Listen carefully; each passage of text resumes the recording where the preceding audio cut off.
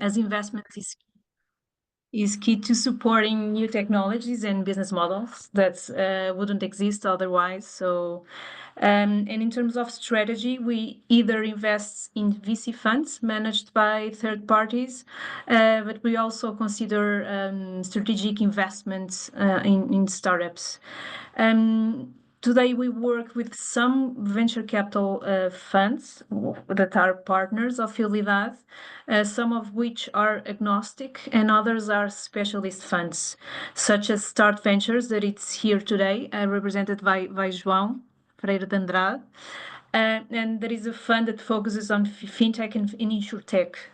In the next sessions, we will receive other investors. One is agnostic, and the other one is health tech specialists. And I understand that some of you are interested in certain types of investors, but I think this is a great opportunity, anyways, to understand their thesis, how they see the investment, and to clarify any funding question you might have. So we only have 30 minutes, so we will need to make the most of this moment. And now I'm passing the word to João, and suggest that we leave the last 10 minutes for Q&A. So João, thank you for being here, and the word is yours. Thanks, Marta. I don't know if the limitation it's on my side or it's on the program side as well. But I mean the 30 minutes, because Well, if yes, needed, I have more time. I have up to okay, 45, like if needed. But that's great. Perfect. Like I'm not in a rush. But yeah. So thanks. Thanks, Marta, Fidelidade, for inviting me, and Margarida, Fábrica Startup. It's good to see some familiar faces here, and the founders as well. So it's a great pleasure to be with you here. So maybe I suggest I could start more describing a little bit what we do, right? In terms of VC funds, in terms of the way we operate, what we focus on. I think Marta already gave a good flavor of it, and then it would be interesting, like to also open and understand a little bit what you guys are looking for and trying to support you on, and trying to like kind of the Q&A, right? So as Marta said, we're totally open to do so. So regarding, so I think this can help me like getting into the topic, okay? I mean, and bring your, or like, let's say, raise some thoughts about the what you'll be doing, or maybe your next stage, so your next fundraising stage. Like we can discuss a little bit, like any doubt you got, like feel free to ask, because we've been doing this a lot. So starting by Start Ventures, as Marta said, we define ourselves as a fund focused in fintech and insurtech. We've been doubled down in insurtech lately. Then I can go and explain you a little bit more why. So we've started this thesis and this investment in 2016. We have roughly 22 investments in the, if you look to all the portfolios. Gladly, we've done 4 exits till now. We are preparing our 5th exit. I hope very soon. And basically, so in terms of stages, we enter in pre-seed and seed. We can do a little bit of Series A, but I would say, and I would tell you that typically, like we think that seed, it's our sweet spot. So it's typically where we tend to bet more times. In terms of geographies, we are agnostic, so we invest in any geography. Nevertheless, we tend to focus in economies, let's say stable economies and stable types of countries. Like we don't want to add a couple of, imagine, geopolitical or FX risks to what is already a very risky area, right? So startups can have a fantastic payoff or ending failing, right? So we have to manage many risks. So that's something we've been looking. In terms of thesis inside InsurTech, of course, we've got amazing LPs like Fidelidade, as Marta said, but we've been double clicking in this space because we see lots of opportunities in the space of let's say, not just insurtech, but let's say all the ecosystem around insurance. Because as you know now, I think working with Fidelidade in the protecting space, there's lots of areas. Imagine health tech. It's something that definitely it's an adjacent area. One of the exits we've done a couple of years ago, it was a startup called Rivet that was on the mobility space and connecting mobility with the underwriting of insurers. It was another example. And basically lots of things related to imagine house. Related with even life insurance. It's things that cross multi let's say domains of expertise that we tend to jump in and understand what is the helping those startups with amazing technologies to support this type of, let's say, to tailor the product and to get into discussions and maybe and potentially selling to insurance companies or let's say players on the insurance value chain. It could be brokers, it could be reinsurers. Typically, the insurance companies are a neurologic product, let's say, player in this ecosystem, but it's typically where we are. In terms of value chain, it's also another type of analysis we try to do. So as said, there's many ecosystems that we can tap and try to well, but we also tend to diversify our investment in terms of value chain. So we don't imagine just on distribution or just on tools that could empower, imagine underwriting capacities or claims management. We try to distribute all through these nodes on the value chain. Okay, so we try to diversify around that aspect. Speaking a little bit about technology, just to be clear, we are not a type of fund that got a specific thesis on a specific technology like blockchain, AI. So we are not focusing in just one specific area. Of course, what we are trying to understand, or let's say the perspective we try to bring to the table, it's much more understanding. Okay, attending to this value chain, attending to these ecosystems around insurance, what are you trying to solve? The technology that you guys are leveraging it's creating a moat, yes or no? You get capacity to design and to create products and leveraging that technology, or it's something like available. Imagine if you come to me and tell me I'm using LLMs, nice, but for what? If you are doing just a input of facts and a very iterative or let's say less dumb chatbot, it might be not as defensible as something that you know like that you get specific set of data, specific type of output that it's a little bit more unique. I'm saying this and I'm thinking of specific startups in our portfolio. Like we got startups that already saw more than 500 million claims.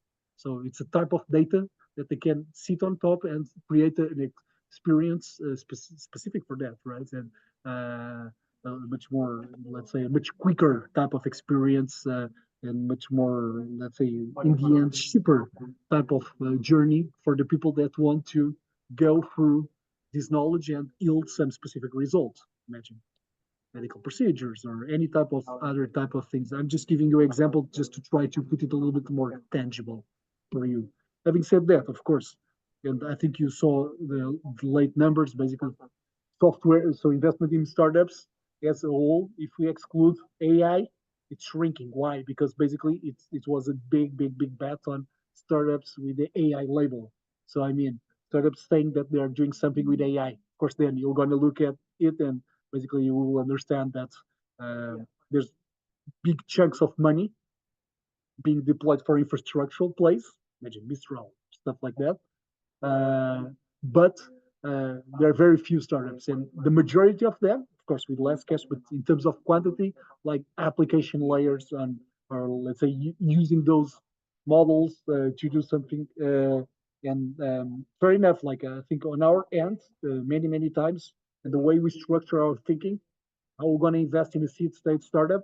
Of course, then you have to move let's say the weight you give to each of these component. Of course, it's still the team and team, the knowledge that the team gets to then leverage like this usage of technology, of course, and execution, go to market. So team for us, it's the core. It's what we place, more. We try to spend more time and attention. Then, of course, we try to look at okay, but if If it's a pre-seed, it might be a different conversation. Although we can adapt like to pre-seed and seed and Series A, early signs of traction. So some, if you are like a pre-seed, of course, if you have nothing, if you don't have a product, it's more difficult to judge. But if you already got the MVP or something like that, and we could capture some love metrics, so things that people look at this and say, no, nice. We understand that you are really solving this problem, or that people are using your technology, or you're really starting to create a moat out of something. So it's another aspect that we also try to bring to the table in our perspective, that we look very carefully once we are investing. Uh, then, of course, like so, I spoke about team. So traction also very important. Of course, once we look at where you are in terms of like um, the market itself, it's important many times. Like if you are doing a fantastic solution for a very very tiny market that is not growing, it might not be a venture backable business. Okay, something that maybe it will not be enough. Even if you get 50% of the market share, it will never be a type of output that we need. And that's something that I think it's important to stop and think for a second. You can do amazing businesses, very profitable business for you guys with lots of very good EBITDA, and you could distribute lots of results, but it might not be a venture backable business because we can't take, typically when investors try to invest, they need to get a 10x or at least some X to pay all the startups that they are not paying, like, and to have a return out of that. So if it's not a startup that might tap into that, into this type of growth, into this type of returns, might be difficult, even being a fantastic business with a fantastic product, something backable by a VC. So of course we pay attention to the market itself. So that's very important for us, of course. And of course, once you're buying something, and I mean, this is a partnership. It's many people call this kind of a wedding, right? Because you spend I'm already in some cap tables for 7 years, so it's a long time. It's a long time, and judging and trying to understand side by side, right? You guys evaluating the investors, and the investors, they would like to work with you for the long run. Uh, but what I would like to stress, once you're buying something, besides all these, let's say, aspects, like in the end, the investment, it's selling equity, right? You're picking part of the ownership of the company and selling for a specific price. And of course, we try to understand if this price it's fair and it will be adequate for then getting into a decent return. So price, it's also of course important. Then of course, like making sure that the team it's the core. Again, I repeat, it's the most important asset.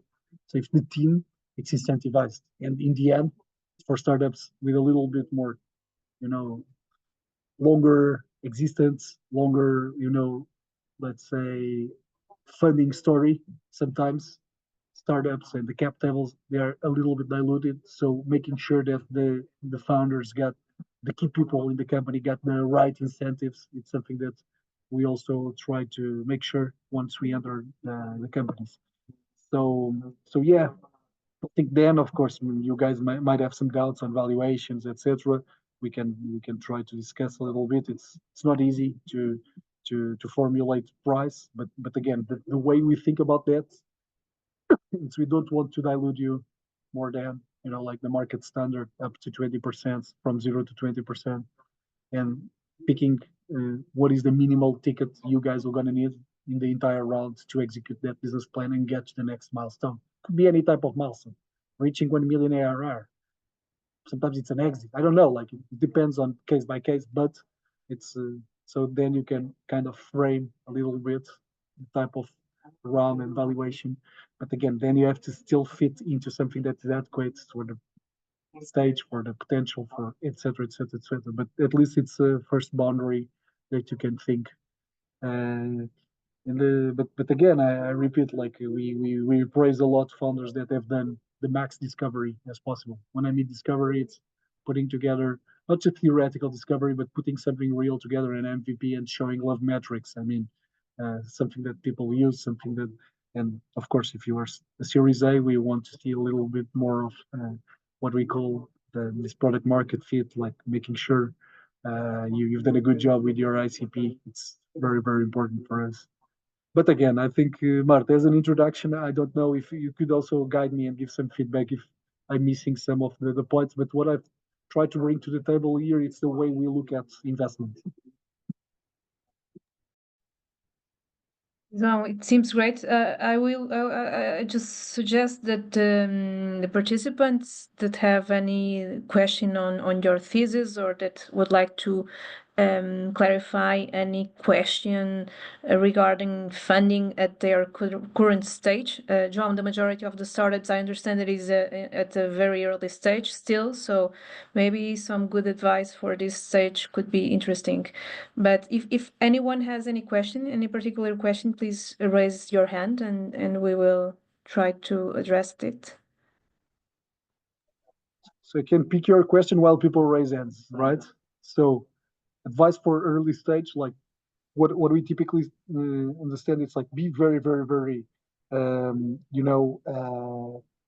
very intense, trying to find like uh, these ideal customer profiles, like what you're selling, because there's so much message out there that to make sure you close deals, it's important that you know exactly what you're selling to whom, and making, and if it's more specific, it's more detailed, it'll be easier to get it. Of course, you can observe, let's say, other types of opportunities, emerging type of opportunities, and it's great like adjusting the product and learning on the process. But to so this tension between knowing exactly what you're trying to sell, and having a clear message.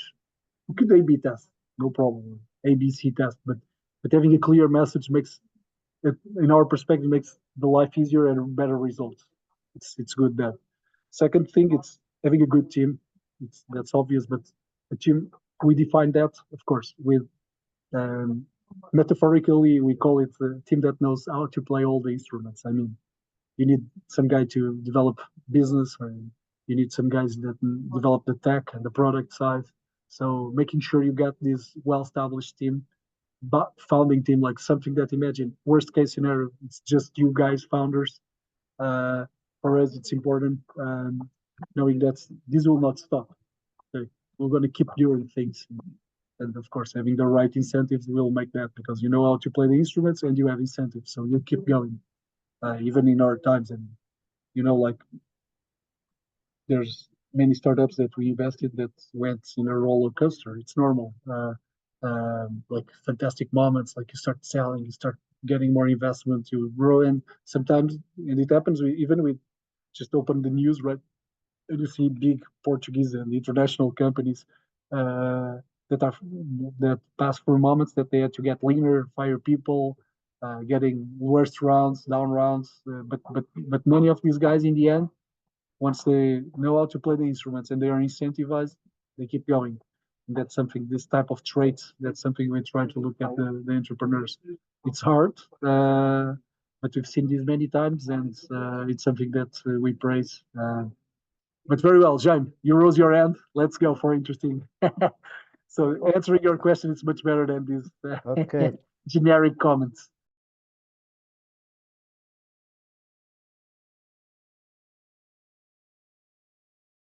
It's just me that I've lost Jaime, right?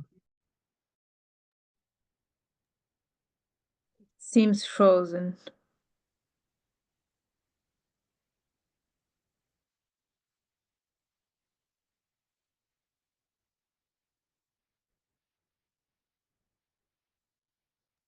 Maybe we can go to the next question. Julia? Yeah, happy to jump. So I was curious. Where is he back? Can you hear me? Okay, good. I was curious to know, would cold emailing work for you? Do you find that attractive enough, or would it be through introductions that they would be more efficient? On our case, we look at the mail. We try to see. It's very, like, of course, it's if you can get an intro from another VC or a portfolio company, it's better. But at least you should try. Sorry. Like, I went down again. I don't know what is happening. It's not common to have these connection issues. But now during this session, you are 5 times down. yeah, Jem, what you think? I'll just finish answering Julia that Yeah. and then I'll get back to you. I'll call you in a second. So when Okay, you okay. say you should give it a try, meaning the chances are not so Yeah, of course. exciting, or It's not the same, of course. Like imagine, I think the probability is lower. But again, since we got a specific thesis, if someone looked at, so if it's a company that fits our thesis and showed that they understand, okay, this might be something imaginable. B2B insurtech, seed stage, nice, let's go. Like, okay. why Yeah, not? I was curious on your why- perspective. So you do have a yeah. why not? Like, it's not the case. Otherwise, I wouldn't put the emails on our website, right? Mhm. If I don't want it to see, like, again, you never know when it comes from. But to be honest, like the majority of deals come typically from, we try to be very present at the community. So Mhm. people or founders that we met From the in between, financials. or sometimes we met people also on specific conferences. Imagine InsurTech Insights, something like Yeah. that, or interest from some of our portfolio founders or former portfolio founders. Those are typically seen as the best ways to get and catch the attention. But on our case, we don't block if you send us a cold mail. And my last question, I was curious what the scale of your fund and how many investments do you do? Because on the website I saw you have been active for around 9 years and you have a little bit more than 20 investments. So do you do like 2 to 3 per year? Is that it? What is the Mhm. scale of the fund? I was curious. Yeah, Thank no, you. depends a lot. I would say on average, if you look historically, on average, we've done 4 investments per year. But we believe so. We got funds, we're still deploying, and it's a matter on opportunities. It's a year that we can do one deal. There's years that we can do five, six. I don't know. Like it depends a lot on like we don't have this logic of spray and pray. I mean, imagine I have to invest X euros in 10 companies per year, uh, but it's opportunistic in that sense. Like if there's six founders that with fantastic companies in one year, we'll try to do. If there's just one, we'll do one. We try to go more for quality because then like once we get to the companies, it spends lots of time like in boards, understanding exactly what you guys need, understanding your customer profile, trying to open doors with your customers, your potential customers. It's something we try to do. Sometimes it's other types of things. We need to prepare subsequent funding rounds. We need to prepare getting shifts on the product that demands, regulatory approval or something like that. So those are types of things that we try to help you navigating. So again, not so much quantity, but trying to have something that we believe that could grow a lot and spend time with them. Thank you. You're welcome. Jaime, do you have internet now? Let's see if it keeps on. My question was about the main components that you evaluate a startup. A little bit, how can we reach the startup ventures and start the process of evaluation to see if it achieved to an investment or not? No, like again, team is the most important thing. Like, especially specifically in the early stages. Then, of course, like saying, is a team with capacity to build nice products and already prove that they can build something. Of course, we know that this is iterative and it will never be finished. But what you've built with the resources that you got till this point could be very scarce resources. But we see founders that almost with no resources, just their time. Sometimes in part time, they've built amazing stuff uh, in an interesting and quite growing space. And sometimes already with a couple of paying customers. So that's amazing for someone almost without result. If you already rose 10 million and you get to a specific amount, the bar it's much higher. And we expect to have more things. But a good team executing in a good market and showing that for the quantity of capital you rose, you've done something interesting, balanced. It's definitely something that we would look for. I think I've not understand exactly your second question, but if it's the way we start analyzing companies, it's basically the way we organize ourselves. It's we have a weekly meeting where you look at deal flow. That deal flow, it's everything that arrived during that week. And we can that is contact you by email or by mail, something, yeah, or some yeah. online form. Yeah, no, to- an email, it's more than enough. And actually, Mhm. you can write down my email on the chat. But the website, it's also good. Uh, I think if you come to this session, I would suggest you send an email, not via the website. But again, I repeat, we see everything, we filter, and once we go to the meeting, someone already prepared uh, the information about that startup, and we move it on the pipeline till investment. Okay. Typically, what we expect, it's a pitch deck, like something Pitch that's deck with an yeah, email for your first assessment. of course, yeah. No, I think Yeah, that's okay. we try to be cautious of your time and our time. So if it's not a fit, we will tell you in advance. Okay, thank you very much. You're welcome. I see one hand at least, Miguel. Hi. Hey, Joel. Hi. Yeah, so I'm the co-founder CEO at Neural Shift. We are an AI legal tech company. We raised the pre-seed back in November 2023. And we're probably gonna raise another round this year. And I've been talking with some VCs, and one thing I noticed is that for a seed round, the metrics that they evaluate are different from each venture capital.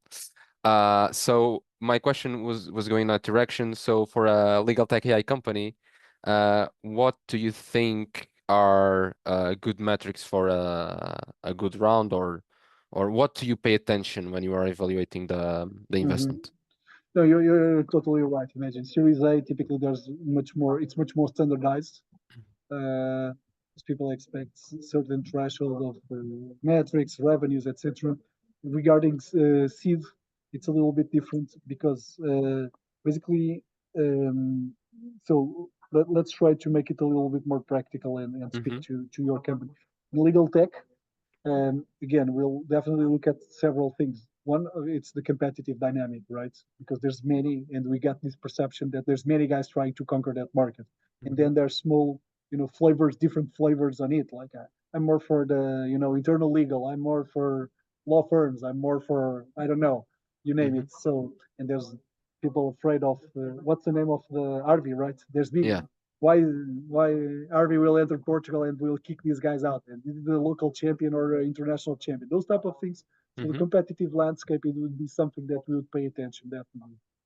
Then of course, like team, and again efficiency of the team. Like these guys, are they doing well with this team?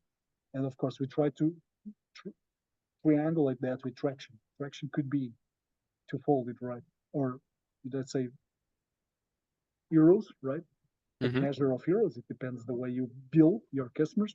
It could be usage, and then of course, like if you get specific mode, you get specific like like a company that we invested in the past. Like was one guy that is like specifically super top notch guy, best in the world, blah blah blah, and we've invested also because it was productization around the knowledge of this guy.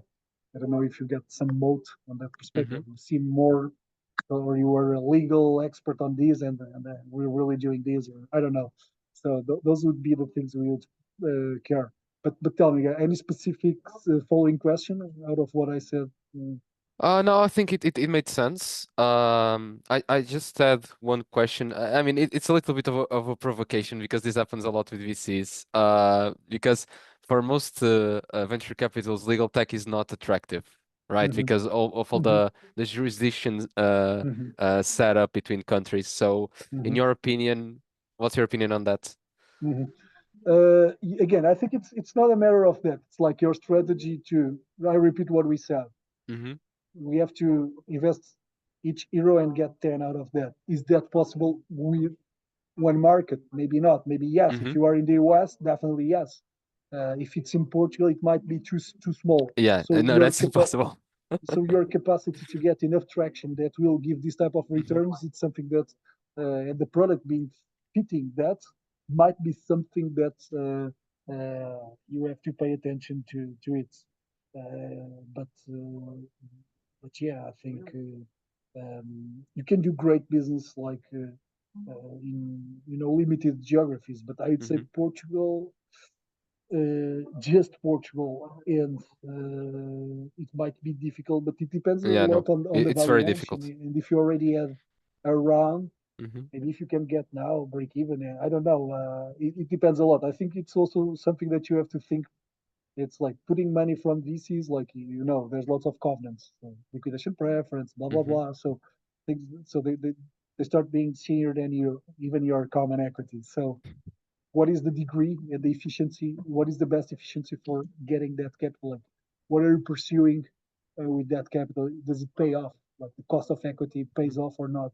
Uh, but again, I repeat, I think the subject, it's not about just Portugal jurisdiction. It's Mhm. like a strategy that could yield enough ARR.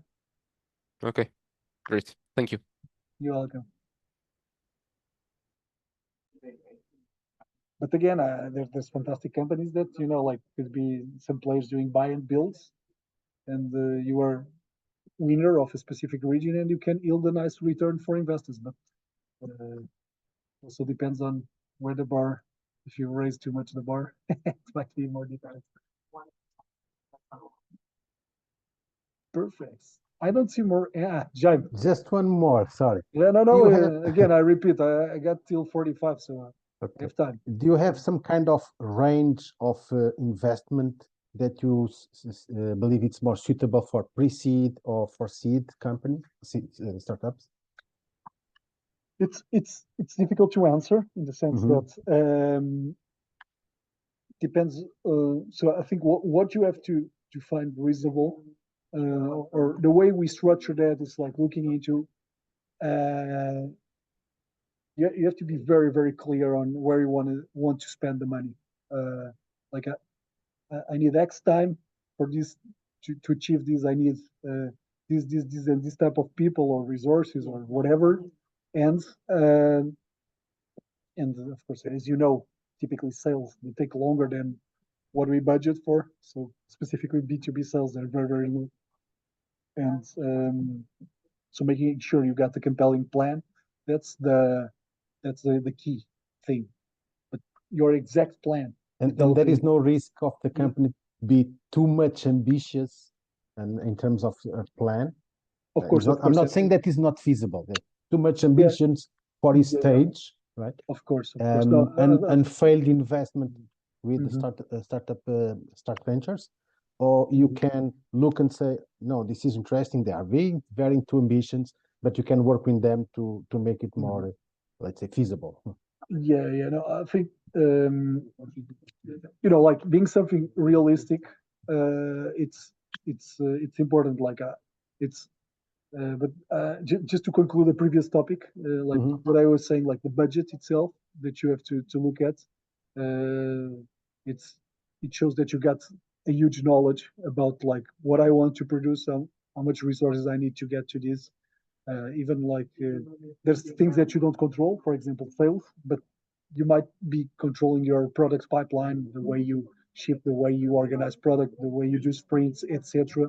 Also, like the capacity to shift the product and capture attention. But again, I think so by one side that's important, but it's for me it sounds unrealistic and looks.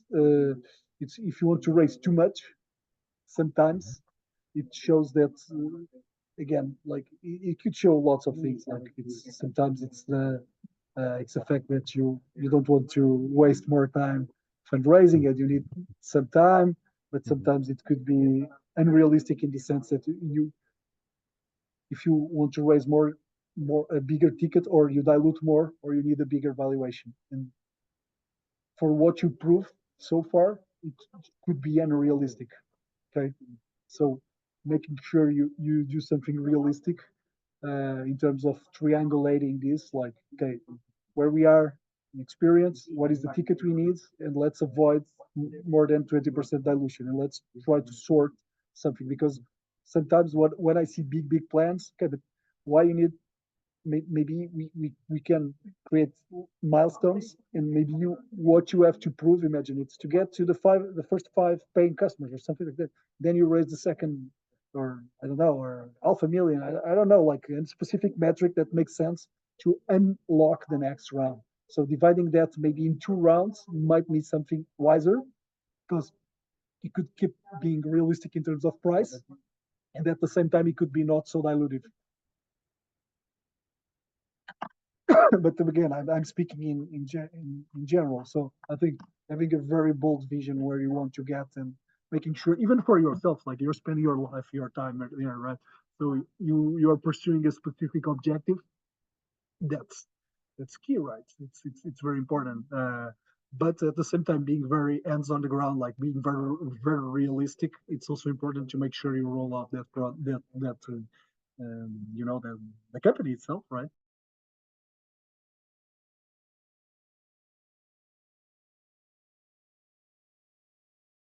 So I don't know if there are any questions left. If not, I believe that João or the rest of the team is available to answer the specific issues by email. And consider to do that. You are free to do that.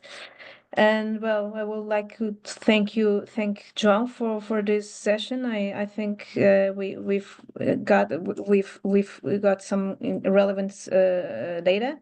Maybe the 2 more important topics for the current stage, I would say it's the team, the importance of the team and the efficiency of the team, that it's something that João really repeated several times, and it's in fact important. And the other thing is finding your ideal customer profile. That is also a very relevant topic for this stage.